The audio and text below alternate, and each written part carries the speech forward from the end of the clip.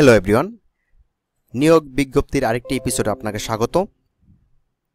আজকের ভিডিওতে আমরা গণপ্রজাতন্ত্রী বাংলাদেশ সরকারের শ্রম কর্মসংস্থান মন্ত্রণালয়ের যে নিয়োগ বিজ্ঞপ্তিটি প্রকাশ হয়েছে সে সম্পর্কে আজকে বিস্তারিত আলোচনা করব। তো নিয়োগ বিজ্ঞপ্তি মূলত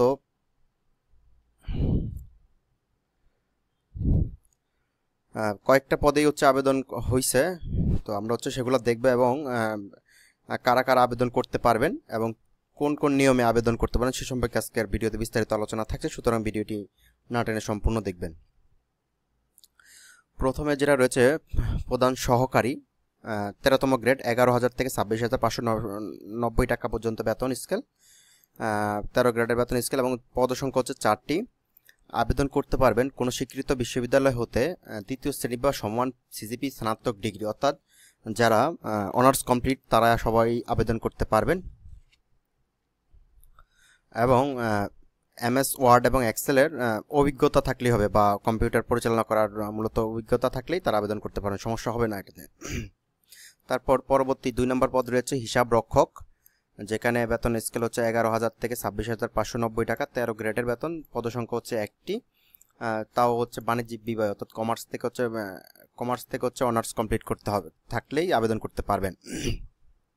এবং 3 নম্বর পদ রয়েছে শার্ট লিপিকার কাম কম্পিউটার অপারেটর, অর্থাৎ কম্পিউটার অপারেটর, সেখানে 13 গ্রেডের বেতন এবং পদসংখ্যা রয়েছে 1টি, কোনো স্বীকৃত বিশ্ববিদ্যালয় থেকে অর্থাৎ অনার্স কমপ্লিট থাকলে আবেদন করতে পারবেন এবং কম্পিউটার ব্যবহারের দক্ষতা থাকতে হবে। এবং কম্পিউটারের দক্ষতা যে গতি থাকতে হবে, অর্থাৎ মিনিটে সর্বনিম্ন গতি 50টা, বাংলা 50টা এবং ইংরেজিতে 80টা, কম্পিউটার মুদ্রণ প্রতি সেকেন্ড 25 এবং 30 শব্দ অর্থাৎ ওয়ার্ড লেখার যে দক্ষতা সেটা থাকতে হবে, সেটা টাইপিং টেস্টে নেওয়া হবে আর কি। তারপর পরিসংখ্যান সহকারী, 4 নম্বর পদে রয়েছে পরিসংখ্যান সহকারী, 10,200 টাকা থেকে 24,680 টাকা পর্যন্ত, পদসংখ্যা 1টি, কোনো স্বীকৃত বিশ্ববিদ্যালয় থেকে প্রতিষ্ঠান বা গণিত বা অর্থনীতি বিষয়ে বা অথবা পরিসংখ্যান বিষয়েতে স্নাতক ডিগ্রি থাকতে হবে এবং কম্পিউটার পরিচালনায় দক্ষ থাকতে হবে, এগুলো নর্মাল বিষয়, ঠিক আছে।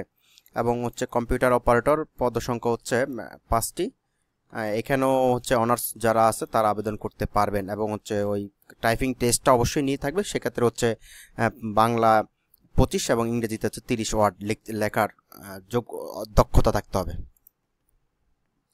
এবং পরবর্তী পদটা রয়েছে ডাটা এন্ট্রি অপারেটর, পদসংখ্যা 1টি এবং 16 গ্রেডের বেতন পাবেন 9,300 থেকে 22,490 টাকা পর্যন্ত। এটা উচ্চ মাধ্যমিক অর্থাৎ এইচএসসি যারা তারা এইচএসসি সমমান, সুতরাং এইচএসসি যারা কমপ্লিট করেন তারা সবাই এখানে আবেদন করতে পারবেন।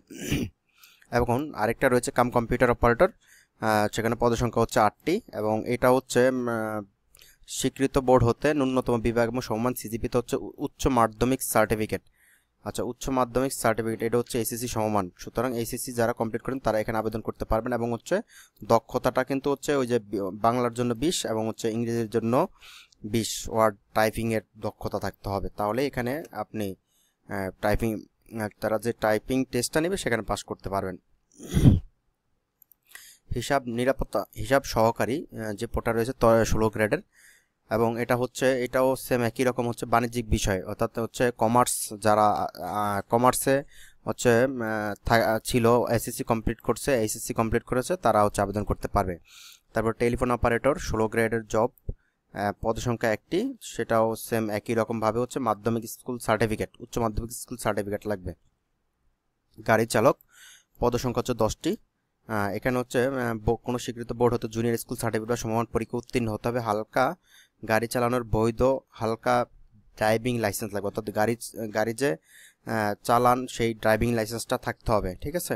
সেই ড্রাইভিং লাইসেন্স দিয়ে আবেদন করার সময় সেই ড্রাইভিং লাইসেন্সের ছবি আপলোড করতে হবে।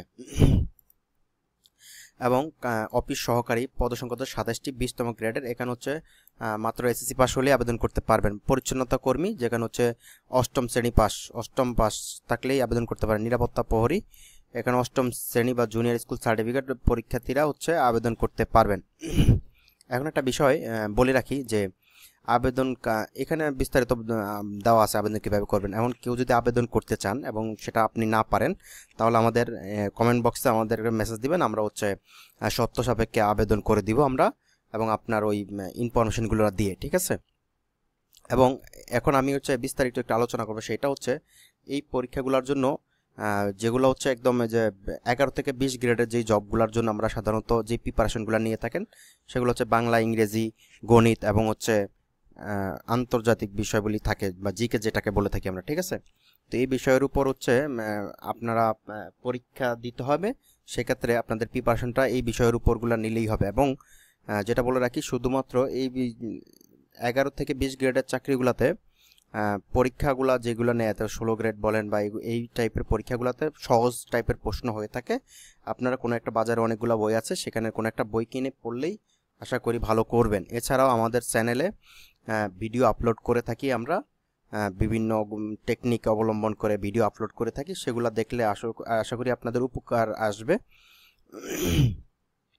এবং ভিডিও শেষ করার পূর্বে একটা কথা বলছি, সেটা হচ্ছে আপনি যদি আমাদের চ্যানেলে নতুন হন, তাহলে অবশ্যই চ্যানেলটি সাবস্ক্রাইব করে বেল বাটনটি অন করে রাখবেন, যাতে যে কোনো নিয়োগ সবার আগে আপনার কাছে পৌঁছে যায়। এবং ফেসবুক পেজ থেকে দেখলে একটা ফলো দিয়ে, একটা লাইক, একটা কমেন্ট করবেন।